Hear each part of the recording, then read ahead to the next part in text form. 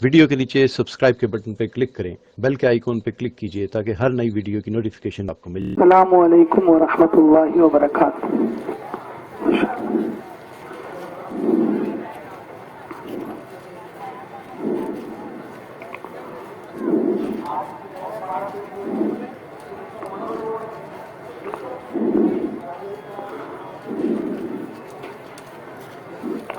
معزز علماء کرام، ماشاءاللہ آپ لوگوں کی آمد مبارک ہو۔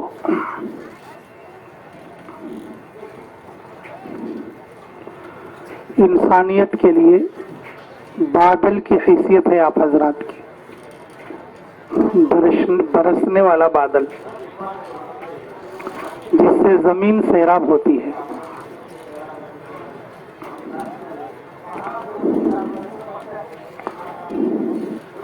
تھوڑا قریب ہو جائیں گے تو تھوڑا اچھا رہے گا انشاءاللہ، ایک مجمع کی شکل میں ہوں گے۔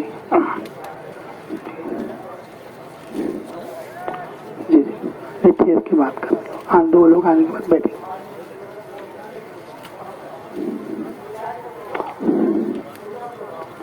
اللہ آپ کے قدم قدم کو قبول فرما لے، ماشاءاللہ۔ بہت خوب، بہت خوب۔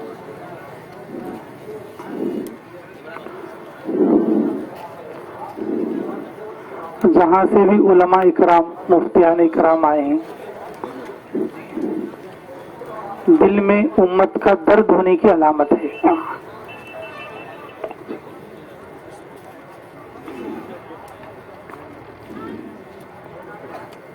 علماء جب عوام میں رہیں گے تو عوام کا بہت نفع ہوگا، اور جب کنارہ کش رہیں گے تو بہت نقصان ہوگا۔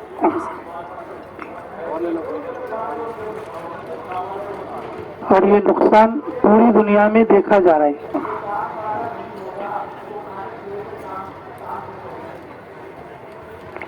ہر جگہ ارتداد یا بے دینی عام ہو رہی ہے، جی، وہ علماء اور عوام کا ربط کٹنے کی وجہ سے۔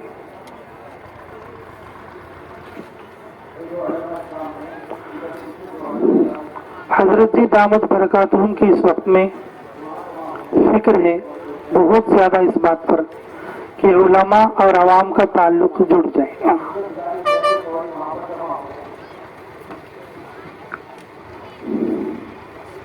حضرت جی مولانا الیاس صاحب علیہ الرحمہ اور ان کے بعد حضرت مولانا یوسف صاحب علیہ الرحمہ، ان لوگوں کی تمنا اور ان کے مقصد میں یہ چیز شامل تھی کہ نکلنے والی ہر جماعت میں ایک مفتی ہو اور ایک قاری ہو۔ جس جماعت میں مفتی اور عالم یا قاری نہ ہو، وہ جماعتیں جس گاؤں میں جماعت جائے وہاں کے امام صاحب کے پاس اپنی اصلاح کرائے۔ حضرت کی منشا یہ تھی۔ چلتے چلتے کچھ چیزیں آگے پیچھے ہو جاتی ہیں، لیکن حضرت جی دامت برکاتہم کی اس وقت میں فکر ہے کہ علماء عوام کی بالکلیہ ذمہ داری اٹھائیں۔ جن شعبوں میں جڑے اور جمے ہیں، اور اس کے ساتھ ساتھ روزانہ کے معاملات میں کچھ وقت عوام کے لیے بھی ہو۔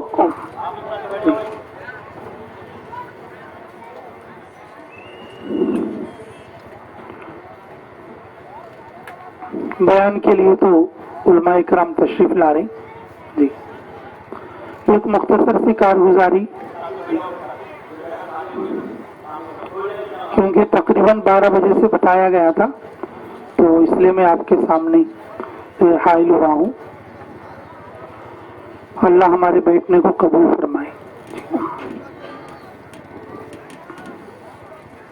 عالم کا آنا عالم کا آنا ہے، عالم کا جاگنا عالم کا جاگنا ہے، اور ہمارا یہاں پر جمنا، یہاں پر بیٹھنا ہمارے لیے باعث سعادت ہے۔ اللہ تعالی ہماری یہاں کی فکروں کو بے انتہا قبول فرمائے۔ میں ایک مختصر سی کارگزاری یہ بتا رہا تھا کہ ہماری جماعت لبنان پہنچی، ماشاءاللہ عالمی سطح کے بڑے بڑے علماء، ان کا تعلق عوام سے کٹنے کی وجہ سے وہ خود لوگ ہماری مجلسوں میں آ کر کہتے تھے ہمیں کوئی ایسی بات بتاؤ کہ ہم عوام کے اندر داخل ہو سکیں، ہماری عوام اس وقت میں مرتد ہو رہی ہے۔ اس ملک کا آپ تشریف جی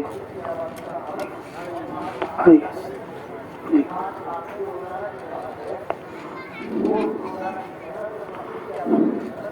آؤ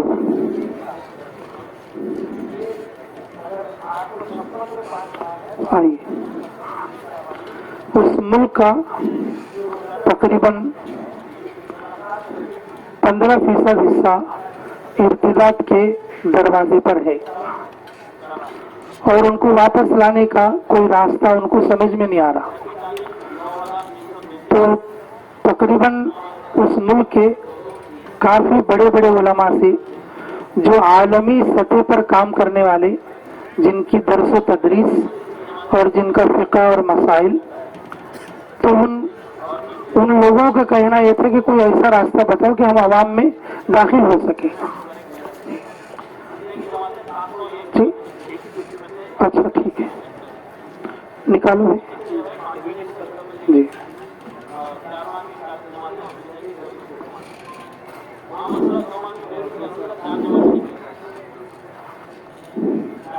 یہ نکلوا دو نا۔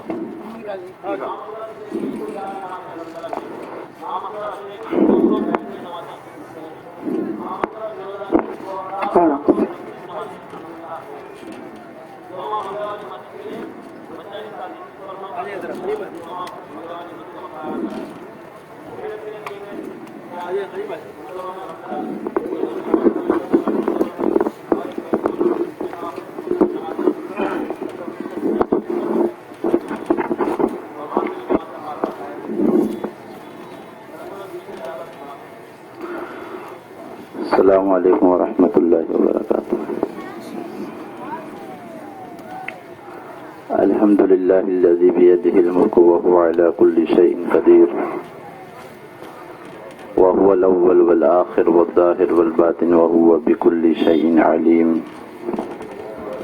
اما بعد فاعوذ باللہ من الشیطان الرجیم، بسم اللہ الرحمن الرحیم۔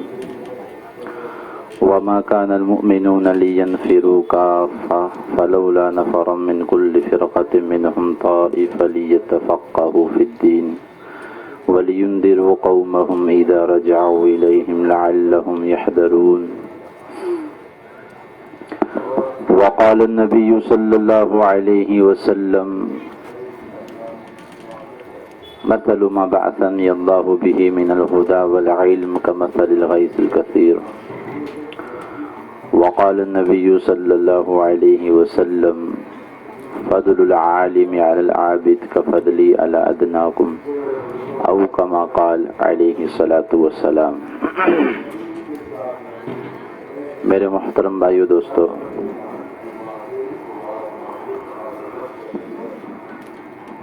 انسان دنیا کے اندر جاہل پیدا ہوا۔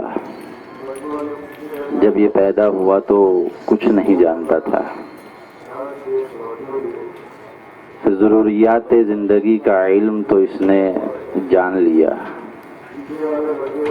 کہ رہنا کیسے ہے، کپڑے کیسے پہننے ہیں، کھانا کیسے ہے، لیکن موت کیا چیز ہے، مرنے کے بعد کی زندگی کیا ہے، اس کے تعلق سے یہ بالکل جاہل اور اجہل ہے، بلکہ موت کو یا جانے یہ زندگی کو ہی نہیں جانتا۔ 200 جواب ہیں میڈیکل سائنس کے اندر کہ موت یہ ہے، شاید یہ ہے، شاید یہ ہے، لیکن ایک بھی ان میں سے صحیح نہیں جو دل کی تاروں کو جا کے چھوئے اور انسان کی تسکین ہو، چونکہ وہ تو آسمانی علم سے محروم ہے۔ تنزیل من الرحمن الرحیم، کتاب فصلت آیاتہ، تنزیل ممن خلق الارض والسماوات العلی، الرحمن علی العرش استوى، لہ ما فی السماوات وما فی الارض۔ یہ آسمان سے اترا ہوا علم ہے، بابرکت علم ہے کہ اللہ تعالیٰ نے عطا فرما کر بہت بڑا فضل اور کرم فرما دیا اور ہمیں ان لوگوں میں شامل کر دیا جن کے تعلق سے حدیث میں ہے کہ کل کہا جائے گا میں نے تمہارے گناہوں کے باوجود تمہیں معاف کر دیا، اس لیے کہ میں نے تمہیں علم دیا ہی اس لیے تھا کہ تمہیں معاف کر دیا جائے۔ فضل العالم علی العابد کا فضلی علی ادناکم، یہاں پر عابد کہا اور وہاں ادنا کہا، ذرا آپ غور کریں اس میں۔ عالم کی فضیلت عام پر نہیں، عابد پر ایسی ہے۔ حضور نے فرمایا میری فضیلت ابو بکر پہ نہیں، ادنا پر۔ آپ فرق دیکھیں۔ تو ایک بہت بڑی نعمت اللہ تعالیٰ کی طرف سے اللہ تعالیٰ نے عطا فرمائی ہے، اس نعمت کی قدر بھی ہو اور اس کی ذمہ داری کو پورا کیا جائے۔ بلغ ما انزل الیک، تبلیغ ہوتی ہے علم کی جو اللہ تعالیٰ نے عطا فرمایا ہے۔ جہالت کی تبلیغ نہیں ہوتی، علم کی ہوتی ہے اور یہ علم کے ساتھ ہوتی ہے، جہالت کی نہیں ہوتی، نہ جہالت کے ساتھ ہوتی ہے۔ تو پورے عالم کے اندر یہ نقل و حرکت، یہ محنت بس اسی لیے ہے کہ پورے عالم کا جہل کیسے ختم ہو جائے اور وہ علم کے اندر کیسے داخل ہو جائے۔ اب یہ دیکھنا ہے کہ اس کے اعتبار سے میری محنت کتنی ہے۔ اللہ تعالیٰ نے جو ایک نعمت مجھے عطا فرمائی ہے، کس دور کے اندر اور ہم کس ادوار سے گزر رہے ہیں اور اس وقت میں ہمیں کیا کرنا ہے، ان ذمہ داریوں کو سمجھنا ہے کہ امت کا ایمان اور اعمال کیسے محفوظ ہو، ورنہ بادر بالاعمال، نیکی میں جلدی کر لو، قطع اللیل المظلمہ، اندھیری رات کے ٹکڑوں کی طرح فتنے برپا ہونے والے ہیں۔ هل تنتظرون الا فقرا منسیا او غنى متغیا او مرضا مفسدا او موتا مجہزا او الدجال او الساعة، کہ ان چیزوں کا انتظار ہے۔ اس لیے امت تو ارتداد کے دہانے پر ہے، ارتداد کی لپیٹ میں ہے۔ تو اس وقت میں دیکھنا پڑے گا کہ یہ امت ہم سے کیا چاہ رہی ہے، محنت ہم سے کیا چاہ رہی ہے، امت کو اس دلدل سے نکالا کیسے جائے اور امت ایمان کے اعمال کے اس اعلیٰ مقام پر کیسے واپس آ جائے جہاں حضور علیہ السلام چھوڑ کے گئے تھے۔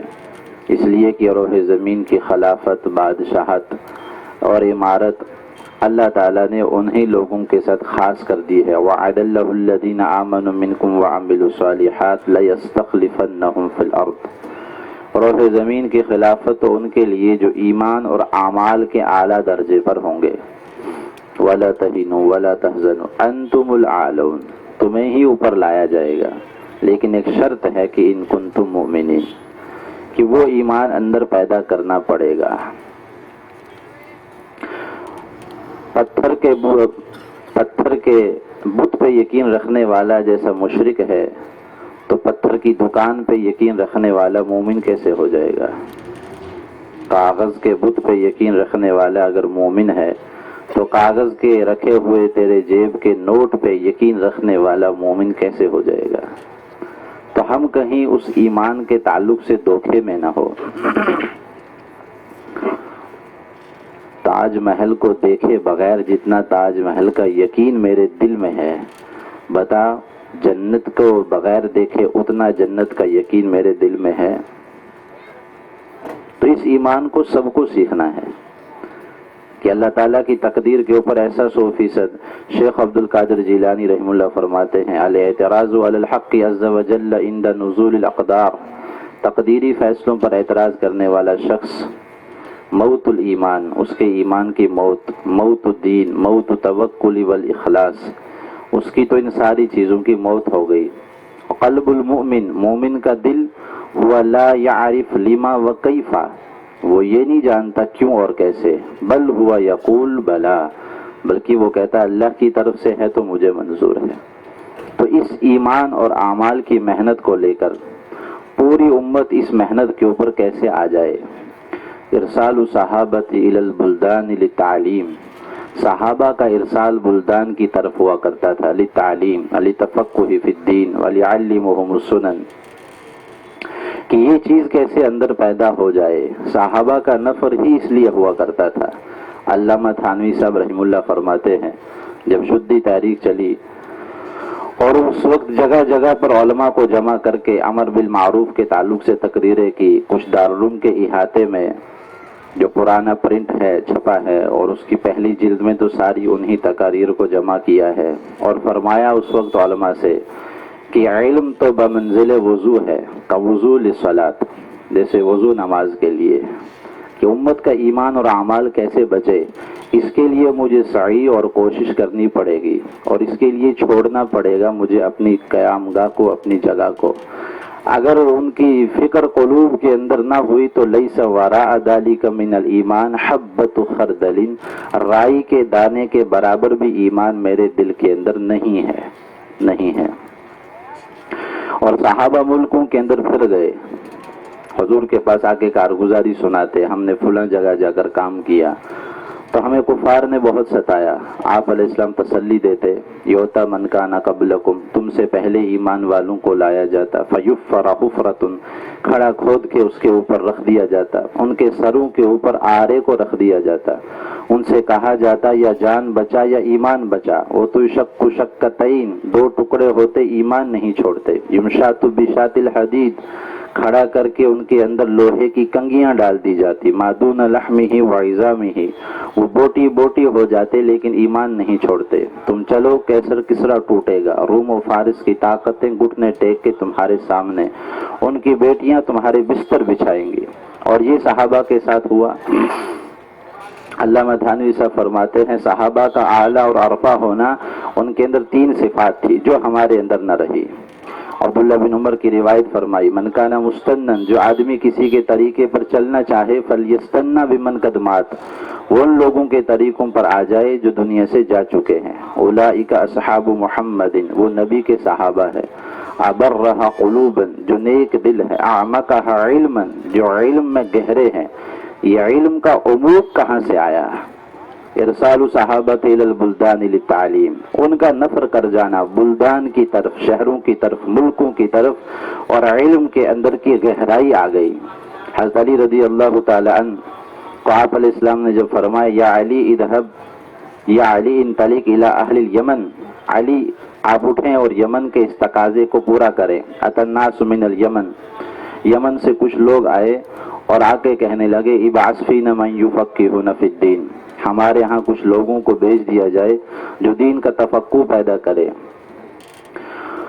تو حضرت علی رضی اللہ تعالیٰ عنہ سے آپ نے فرمایا درس چل رہا ہے، یہ نہیں کہ رمضان کی چھٹیاں آئیں گی پھر 2-4 بچوں کو بھیج دیا جائے گا 24 گھنٹے کے لیے۔ آپ نے فرمایا یا علی انطلق الی اہل الیمن، آپ کھڑے ہو جائیں۔ حضرت علی فرماتے ہیں ان اہل الیمن قوم طغام، اہل یمن تو اڑیل اجڑ دیہاتی قسم کے لوگ ہیں۔ یاتون من القضاء، وہ ایسے جھگڑے جھمیلے میرے پاس لائیں گے، علم نہیں کہ میں ان کا فیصلہ کر پاؤں۔ فضرب علی صدری یا علی اذهب، جب چلے گئے فرمایا ما شککت بین رجلین، 2 آدمیوں کے درمیان فیصلہ کرنے میں موت تک مجھے کبھی شک نہ ہوا، تفقہ پیدا ہو گیا۔ علی قاضی بن گئے نفر کے ساتھ علم کو لے کر۔ اس لیے حضرت عمر رضی اللہ تعالیٰ عنہ کے زمانے میں تقاضا آیا ہمارے ہاں کوئی جماعت علماء کی بھیج دی جائے۔ فدعا عمر اولئک الخمسہ، حضرت عمر نے ان 5 بڑے درجے کے علماء کو بلایا جنہوں نے حضور کے زمانے میں قرآن کو جمع کیا۔ معاذ بن جبل، عبادۃ بن صامت، ابی بن کعب، ابی الدرداء، ابو ایوب، یہ وہ 5 بڑے درجے کے علماء ہیں جنہوں نے قرآن کو جمع کیا۔ حضرت عمر نے ان کے سامنے تقاضا رکھا ان اخوانکم من اہل شام قد استعانونی، ملک شام سے تمہارے بھائی یہ تقاضا لے کے آئے ہیں، ہاں 2 یہاں مقامی کام کے لیے رک جاؤ، دارالفتہ کی بھی ضرورت ہے، طلبہ کو تیار کر کے علماء بنانا ہے، اور 3 چلے جاؤ، پرہ اندازی کر لو۔ لیکن حضرت معاذ کھڑے ہو کے فرماتے ہیں کہ نہیں، اما ہادہ شیخ کبیر، یہ تو بوڑھے، اما ہادہ سقیم، ایک تو بیمار، ہم 3 تیار ہیں۔ حضرت عمر نے ان کا رخ طے کیا ابدأ بالحمص، تمہاری جماعت حمص جائے۔ روانگی کے آداب فرمائے، وہاں کے لوگ بتکے ہوئے اونٹوں کی طرح تمہیں نظر آئیں گے، ان میں جا کے پیار و محبت سے، قربانی سے ان کو مانوس کر کے، قریب کر کے، جب ان کی ایک جماعت وصول ہو جائے فَلْيُقِمْ بِهَا واحد، تم میں کا ایک ان کا ذمہ دار امیر بن کے رک جانا، اور دوسرے دو الی دمشق و الی فلسطین، اگلے ملکوں کے اندر چلے جانا۔ اور یہ ہوا۔ اس لیے اللہ تعالیٰ نے ہمارے ذمہ ایک ذمہ داری رکھی ہوئی ہے۔ علماء نے فرمایا ہے اس آیت کے ذیل میں کہ هل يستوي الذين يعلمون والذين لا يعلمون، جہاں ہم اس کو فضیلت کے لیے سمجھتے ہیں وہاں یہ عذاب کے لیے بھی ہے۔ کہیں ہم یہ نہ سمجھیں کہ ہم اعلیٰ اور عرفہ ہیں۔ فرمایا کہ اس کا تو یہ بھی مفہوم ہے کہ ان کو تو زیادہ پکڑ ہوگی۔ پھر استدلال فرمایا اس آیت سے کہ وَتَرَى كَثِيرًا مِّنْهُمْ يُسَارِعُونَ فِي الْإِثْمِ وَالْعُدْوَانِ وَأَكْلِهِمُ السُّحْتَ لَبِئْسَ مَا كَانُوا يَعْمَلُونَ، عوام کے گناہ کو یعملون سے کہا۔ اس کے نیچے والی آیت لولا ينهاهم الربانیون والاحبار، جب اہل علم اور ربانیین ان کو ان کے گناہ سے نہ روکے تو لبئس ما كانوا يصنعون، صنع سے فرمایا، امام راضی فرماتے الصنع اقوى من العمل، صنع کا گناہ اور عمل کے گناہ سے اقوی اور قوی، لأن وفیہ استمرار، اس لیے کہ اس میں استمرار پایا جا رہا، بار بار کرنا پایا جا رہا، طاقت ہونے کے باوجود نہ روکنا پایا جا رہا۔ امام غزالی رحمہ اللہ فرماتے ہیں ان کل قائد فی بیتہ، جو شخص بھی کہیں بیٹھا ہے، اینما کان، جہاں کہیں بھی، فلیس خالیا فی ہذہ الزمان عن منکر، وہ گناہ اور منکر سے خالی نہیں، اس لیے کہ گناہ کا نہ روکنا بھی گناہ ہے۔ پھر فرمایا جاء فقی جاء عالم ہوا یجلس فی المسجد، اور لوگ جو ہے یمشی الی السوق، بازار میں جا کے گشت کر کے، یجتمع الناس، لوگوں کو جمع کر کے، تعالوا الی المسجد، مسجد بلائیں، یعنی گشت کر کے مسجد میں لائیں، یعلم الناس دینہم، یہ عالم ان کو ان کا دین سکھائے، مسجد کی آبادی کی محنت کو فرما رہے ہیں۔ ابو ہریرہ جا کے یہ کہہ رہے ہیں جب لوگ اندر آتے ہیں تو یقرؤون القرآن یتذاکرون الحلال والحرام، آپ دیکھیں کہ مسجدیں با اعتبار علم کے اس طریقے سے آباد ہے۔ مولانا الیاس فرماتے تھے حوادث زمانہ میں سے یہ ہے کہ علم مسجد سے اٹھ گیا، علماء مدارس کے اندر کام کر رہے ہیں اور بڑے قلعے ہیں یہ، اور بہت بڑی مبارک کی بات ہے، لیکن عوام کا جہل کیسے ختم ہو اور عوام اس جہل سے کیسے نکلے، اس کے لیے علماء مساجد کو وقت دے اور ہر شخص کا جہل ختم ہو۔ اس کے لیے ہمارے بڑے حضرات آئے ہیں، آپ کے سامنے بات ہوگی انشاءاللہ، اس کے بعد جو تقاضا ہوگا انشاءاللہ اس کے لیے ہم اپنے آپ کو پیش کریں گے انشاءاللہ۔